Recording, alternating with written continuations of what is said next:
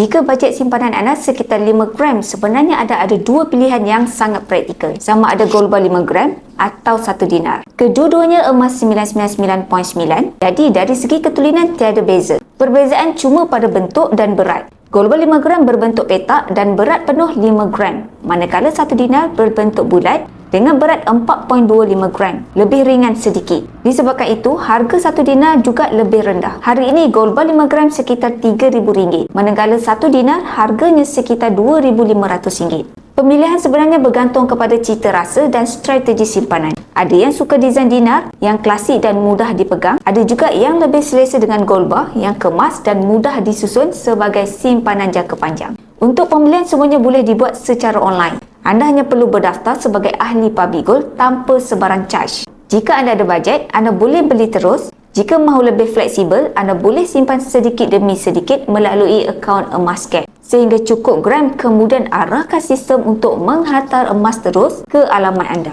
Bagi yang nak saya bantu menabung emas bersama di Public Gold, anda boleh klik ni di bio saya atau hubungi saya. InsyaAllah saya akan bantu guide sebaiknya.